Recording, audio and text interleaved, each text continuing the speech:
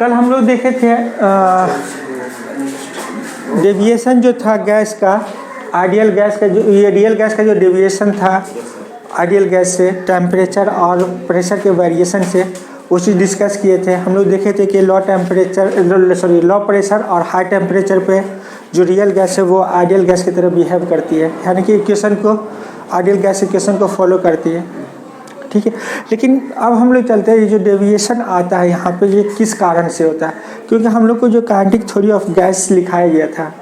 वहाँ पे हम लोग देखे थे कि वहाँ पे दूसरा टॉपिक था कि गैस की जो मॉलिक्यूल है उसका जो वॉल्यूम है, पूरे गैस के वॉल्यूम के रिस्पेक्ट में उसको वहाँ पे नेग्लिजिबल माना गया था, जीरो माना गया था, पॉइंट मान करके चले थे हम लोग, ठीक है। तो यानी कि गैस का वॉल्यूम को वहाँ पे हम लोग जीरो मान लिए थे, लेकिन ऐसा नहीं है। अब चूँकि वो भी मैटर है, तो मैटर है तो कुछ ना कुछ उसका भी वॉल्यूम होगा, ठीक है, कुछ ना कुछ उसका भी वॉल्यूम होगा, लेकिन उसकी वॉल्यूम को, गैस के वॉल्यूम को काउंट वहाँ पे नहीं किया गया था, पहला नंबर। दूसरा नंबर जो है, हम लोग फिर उसी kinetic theory of gas equation, मतलब काइनेटिक थ्योरी में देखे थे, पोस्टुलेट ऑफ काइनेटिक थ्योरी में देखे थे कि वहाँ पे ये कहा गया था कि जो मॉलिक्यूल होगी, जो गैस की जो मॉलिक्यूल होगी, वो एक दूसरे को ना ही तो अट्रैक्ट करेगा ना ही रिपेल करेगा, है ना, यानी कि फ्री रहेगा सब एक दूसरे से। लेकिन हम लोग जानते हैं कि कोई भी ऐसा गैस होगा या कोई भी ऐसा मैटर होगा जो एक दूसरे को नहीं खींचेगा, ऐसा है कुछ भी नहीं। हम लोग जानते हैं यूनिवर्स में हर एक बॉडी क्या करती है, एक दूसरे को अपनी ओर अट्रैक्ट करती है, जो यहाँ पे ग्रेविटेशन फोर्स है, और उसके अलावा यहाँ पे बहुत सारा फोर्स है ना, वंडर वाल फोर्स भी काम करता है यहाँ पे। उसके बाद बहुत सारा फोर्स है, पोलर है तो वहाँ पे ये अगर डायपोल मोमेंट भी काम करता है, तो अलग अलग फोर्सेस है जो काम करता है यहाँ पे, ठीक है।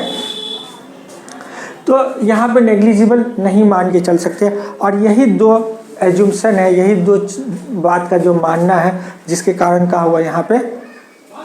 Kinetic theory of gas equation का डिफेक्ट आया आगे चल करके, जो पता चला। उसी डिफेक्ट को यहाँ पे क्या किया था, वंडर वाल ने करेक्ट किया था। वंडर वाल ने क्या किया था, करेक्ट किया था। देखिए यहाँ करेक्शन ऑफ डेविएशन वंडर वाल इक्वेशन, वंडर वाल इक्वेशन जो दिया गया था, तो यहाँ पे वंडर वाल ने क्या किया था कि इन्हीं दो वॉल्यूम को और एक जो प्रेशर है जहाँ पे मोलिकुलर अट्रैक्शन होता है, तो इन्हीं दोनों को उसने क्या किया था, करेक्ट किया था। तो सबसे पहले हम लोग देख रहे हैं यहाँ पे volume correction of molecular volume है। Let the volume of A gases molecule से, एक गैस मोलिक्यूल की वॉल्यूम ए लगा हुआ है यहाँ पे, एक होता है, एक गैसेस मोलिक्यूल की वॉल्यूम अगर बी है ना, और number of gases molecule n है, तो टोटल गैसेस वॉल्यूम कितना हो जाएगा, तो volume of all gases molecule, यानी कि सभी गैस मोलिक्यूल का वॉल्यूम कितना होगा, इकट्ठे NB हो जाएगा। अब हम लोग देखते हैं total volume of gas, total volume of gas V है, जो कंटेनर का वॉल्यूम होता है, ठीक है। तो वॉल्यूम ऑफ वैकेंट स्पेस, तो वैकेंट स्पेस कितना हो जाएगा, V माइनस NB हो जाएगा, ये हो जाएगा। तो ये हो गया तुम्हारा एक्चुअल वॉल्यूम ऑफ गैस का, यानी कि जो वैकेंट स्पेस या फिर गैसेस वॉल्यूम जो वहाँ पे कंसीडर किया गया था। क्योंकि वहाँ पे जो हम लोग देखे थे थ्योरी के अंदर, पोस्टुलेट के अंदर जो देखे थे कि जो वॉल्यूम है, गैस का जो वॉल्यूम है उसको जीरो मान के किया था, तो उसका तो वॉल्यूम लिया ही नहीं था। लेकिन यहाँ पे क्या किया, उसका वॉल्यूम NB आ गया, तो NB तो माइनस करना पड़ेगा गैस का वॉल्यूम, तो गैस का जो है सो वॉल्यूम को माइनस कर दिए टोटल वॉल्यूम से, तो ये क्या निकल गया, वैकेंट स्पेस का वॉल्यूम निकल गया। अब हम लोग दूसरा देखते हैं मोलिकुलर अट्रैक्शन करेक्शन, जहाँ से प्रेशर निकलेगा। देखो यहाँ पे हम लोग देख रहे हैं करेक्शन ऑफ मोलिकुलर अट्रैक्शन या प्रेशर करेक्शन। हम लोग जानते हैं जो थ्योरी लिखा गया था उसमें कहा गया था कि मॉलिक्यूल एक दूसरे को अट्रैक्ट नहीं करेगा, लेकिन यहाँ पे वास्तव में ऐसा कुछ भी नहीं है, मॉलिक्यूल एक दूसरे को अट्रैक्ट करेगा। तो मॉलिक्यूलर अट्रैक्शन, मॉलिक्यूल क्या करेगा, अट्रैक्ट ईच अदर, मॉलिक्यूल क्या करेगा, गैसेस मॉलिक्यूल एक दूसरे को अट्रैक्ट करेगा। When the molecule is in the mid, जैसे हम लोग देखते हैं अगर कोई गैसेस मॉलिक्यूल बीच में हो, जैसे यहाँ सपोज दैट यहाँ पे गैसेस मॉलिक्यूल और इसके चारों तरफ से गैस है, ठीक है, तो हम लोग जानते हैं यहाँ पे जो गैस क्या करेगा, सब अटैक करेगा। तो ये इधर अटैक कर रहा है, देखो आप ये देखो यहाँ पे, यहाँ ध्यान दो ना, ये इधर अटैक कर रहा है, इस मॉलिक्यूल की यहाँ पे अटैक कर रहा है, इस मॉलिक्यूल को यहाँ अटैक कर रहा है, इसको ये अटैक कर रहा है।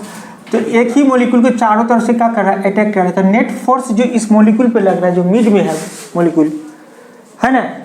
नेट फोर्स क्या हो जाएगा, यहाँ पे 0 हो जाएगा। तो यही चीज़ लिखिए, when the molecule is in the mid, यानी कि जब मॉलिक्यूल का होगा, गैसेस मॉलिक्यूल बीच में होगा, the net force on the molecule is 0, का होगा वहाँ पे 0 होगा, क्योंकि नेट फोर्स यहाँ पे सब एक दूसरे को अटैक कर रहा है, तो इसलिए क्या होगा वहाँ पे जो नेट फोर्स होगा वो क्या हो जाएगा 0, क्योंकि फोर्स जो होता है वो क्या होता है, वेक्टर क्वांटिटी होता है। तो सेम फोर्स से अगर तुम भी खींचोगे एक समान का, दूसरे तरफ को दूसरा खींचेगा, अगर फोर्स दोनों का सेम होगा तो नेट फोर्स का हो जाएगा उस पर 0, यानी कि वो समान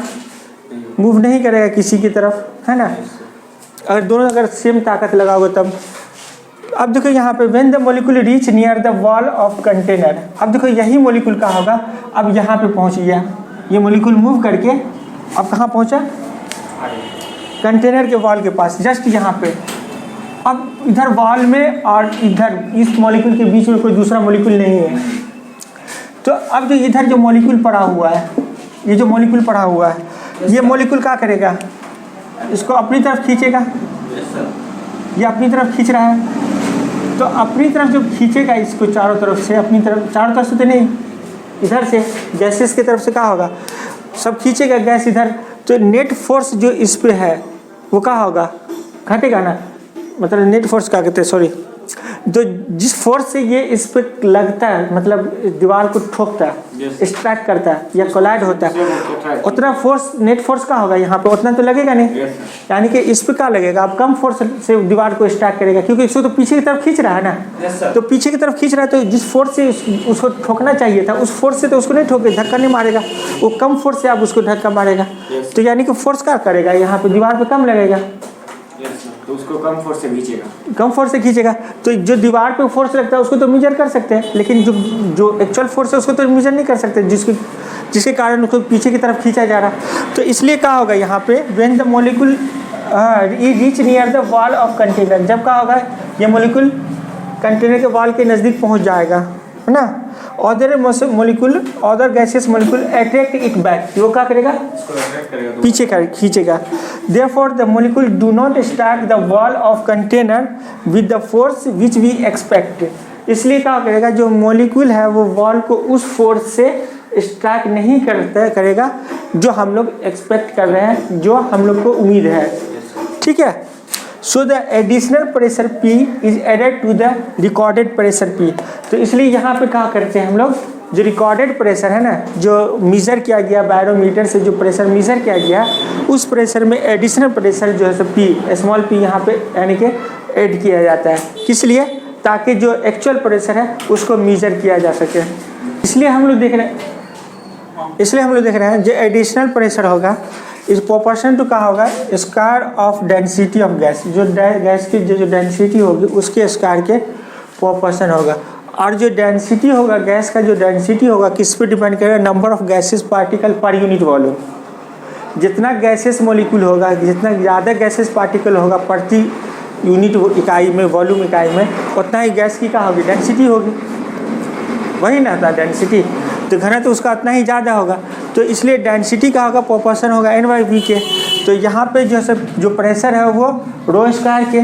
और ये जो रो NV के है, तो देयरफॉर क्या हो जाएगा, P डायरेक्टली प्रोपोर्शन N/V का होल स्क्वायर पर डिपेंड करेगा, क्योंकि रो जो है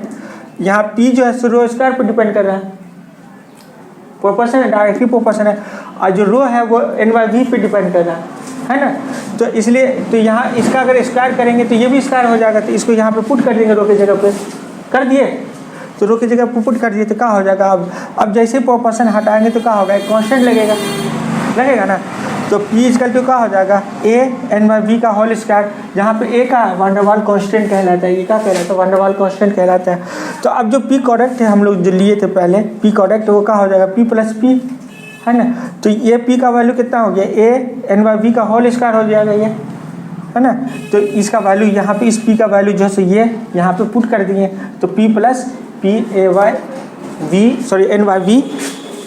का होल स्क्वायर हो गया। अब हम लोग देख रहे हैं यहाँ पे, इसको अब हम लोग क्या करते हैं, जो van der Waals equation of gas है ना, उसमें अब हम लोग पुट कर देते हैं, सॉरी जो रियल गैस इक्वेशन है उसमें पुट कर देते हैं, तो हमें क्या मिल जाएगा, वान डेर वाल्स। हम लोग जानते हैं यहाँ पे, स्टॉप करते हैं,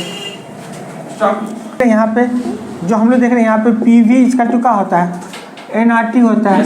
तो यहाँ पे वॉल्यूम में करेक्शन हो गया, प्रेशर में करेक्शन हुआ है, तो हम लोग देखते हैं जो करेक्ट वॉल्यूम है करेक्ट प्रेशर है दोनों को क्या करते हैं यहाँ पे पुट करते हैं। तो जो हम लोग का जो प्रेशर है वो क्या होगा, अब ये आ जाएगा प्रेशर करेक्ट प्रेशर, तो करेक्ट प्रेशर यहाँ पे पुट करेंगे P + A/NY V का होल स्क्वायर है ना, इसको ब्रैकेट में डाल देंगे। और इधर का होगा वॉल्यूम का करेक्शन कितना आया V - NB बराबर का होगा nRT यहाँ पे रहेगा ही। ठीक है, ये तो हो गया, ये हो गया ना। बस यही इक्वेशन को हम लोग क्या कहते हैं, van der Waal equations of state कहते हैं। Van der Waal equations of state कहलाता है, या van der Waal equation, simply van der Waal equation कहते हैं इसको।